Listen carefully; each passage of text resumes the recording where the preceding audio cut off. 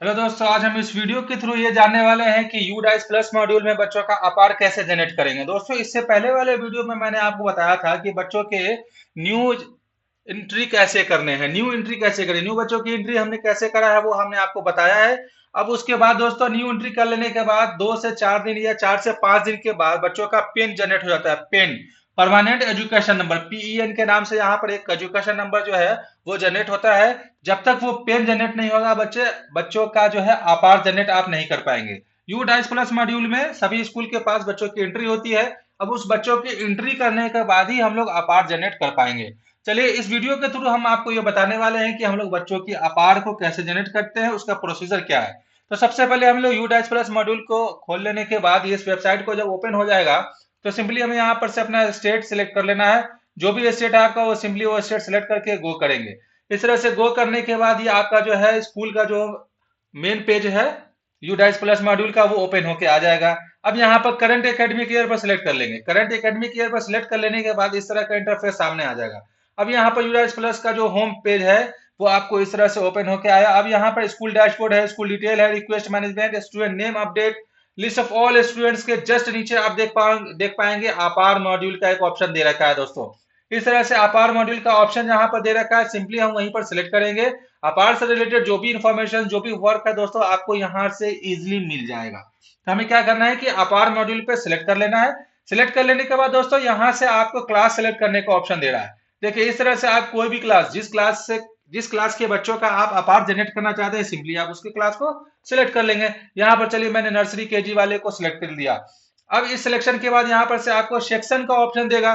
Section आप जो है ए कर लीजिए चाहे ऑल। अगर आपके पास 2-3 सेक्शन है तो आप ऑल का भी एक बार कर सकते हो, अदरवाइज सिंगल इंडिविजुअल कोई भी एक सेक्शन आप कर सकते हैं।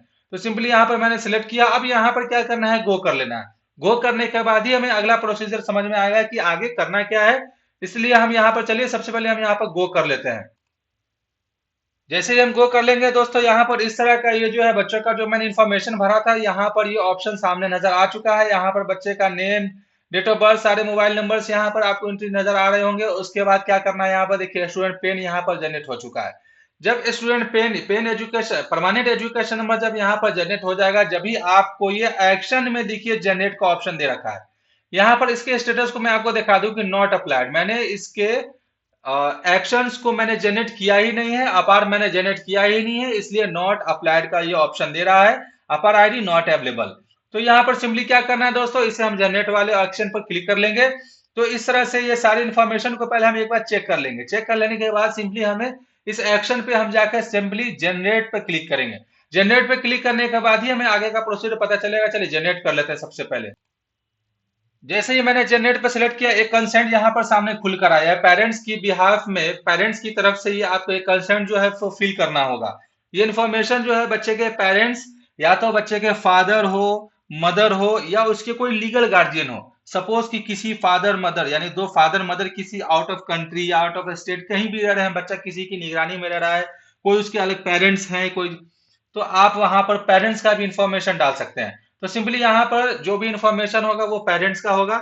यहाँ पर बच्चे के बाप का नाम या उसके माँ का नाम, बच्चे के फादर का नाम या उसके मदर का नाम यहाँ पर सिंपली लिख देंगे। उसके बाद यहाँ से सिलेक्ट पूछ रहा है कि उसका क्या रिलेशन है, फादर है, मदर है और लीगल गार्जियन जो भी होगा आप सिंपली उसे सेलेक्ट कर लेंगे। सेलेक्ट कर लेने के बाद दोस्तों आपको यहाँ पर आइडेंटिटी प्रूफ यहाँ पे पूछ रहा है। यहाँ पे आइडेंटिटी प्रूफ में बच्चों उस पेरेंट्स का आप चाहे आधार डाल सकते हैं, चाहे पैन डाल सकते हैं, एपिक वोटर आईडी डाल सकते हैं, ड्राइविंग लाइसेंस, पासपोर्ट। ये 5 ऑप्शंस यहाँ पर जो है वो लीगल डॉक्यूमेंट के आपको यहाँ पर ऑप्शन दिए जा रहे हैं जो पेरेंट्स का भरना होगा। पेरेंट्स का डिटेल यहाँ पर आपको सबमिट करना होगा। इस तरह से यहाँ पर हम सिलेक्ट कर लेंगे। सिलेक्ट कर लेने के बाद दोस्तों यहाँ पर बच्चों के ये जो पेरेंट्स का जो मैंने यहाँ पर जो भी प्रूफ सेलेक्ट किया था, जैसे मान लीजिए कि मैं यहाँ पर इसके फादर का सिलेक्ट कर रहा, यहाँ पर जो है इसके आधार नंबर को मैं सेलेक्ट कर रहा, आप यहाँ पर ड्राइविंग लाइसेंस, पासपोर्ट भी सिलेक्ट कर सकते हैं। तो हम यहाँ पर सिंपली आधार पर सिलेक्ट कर लेंगे। अब यहाँ पर उसके बच्चे के जो भी पेरेंट्स हैं, जो भी फादर्स एंड मदर्स जो मैंने सेलेक्ट कर रखा है, वहां पर उसका आईडी नंबर जो है वो हमें डाल देना है। उसके बाद हम नीचे की तरफ बढ़ेंगे। नीचे की तरफ बढ़ने के बाद देखिए place of physical consent. Place of physical consent यानी कि जहां पर, जैसे फॉर एग्जांपल ये स्कूल जहां पर से है, आप उस स्कूल का जो प्लेस है, जगह है, वहां का नाम आप लिख सकते हैं, लिखेंगे। तो प्लेस ऑफ फिजिकल कंसेंट लिख देंगे। Place of physical date of physical consent के यहाँ है आज के करंट, आज कोई भी आप डेट डाल सकते हैं जो प्रीवियस डेट जो भी हो, या आप करंट डेट भी डाल सकते हैं। इस तरह से आप सिलेक्ट कर लेंगे। अब उसके बाद यहाँ पर उसके स्कूल के प्रिंसिपल का नाम, चाहे उस यहाँ पर देखिए आपको क्या दिखा रहा है दोस्तों, as the head of the school any authorise teacher staff, या तो उसका जो भी ऑथोराइज टीचर है या कोई और अदर स्टाफ है, टीचिंग हो चाहे नॉन टीचिंग हो, या खुद प्रिंसिपल हो या डायरेक्टर हो, जो भी हो वो अपने बिहाफ में इसको सबमिट करेंगे। यानी कि यहाँ पर वो बच्चे के जो भी स्कूल के गार्जियन हैं, यानी कि स्कूल के जो प्रिंसिपल हैं, बाकी जो भी जिम्मेदार हैं, जो भी सीनियर है, वहां पर वो अपना नाम लिखने के बाद यहाँ पर सिंपली सबमिट करेंगे। चलिए हम लोग आगे सबमिट करते हैं, देखते हैं क्या ऑप्शन देता है दोस्तों। तो हम यहाँ पर सबमिट करेंगे। सबमिट के बाद आपको यहाँ दिखा रहा है दोस्तों, are you sure you want to generate APAAR ID with consent father ABCD, यानी कि जो भी मैंने यहाँ पर नेम डाला है यहाँ पर वो नेम दिखाएगा दोस्तों। अब यहाँ पर हमें क्या करना है कि जो भी फादर्स के मैंने इन्फॉर्मेशन डाले हैं यहाँ पर वो कंफर्म करने का ऑप्शन देगा।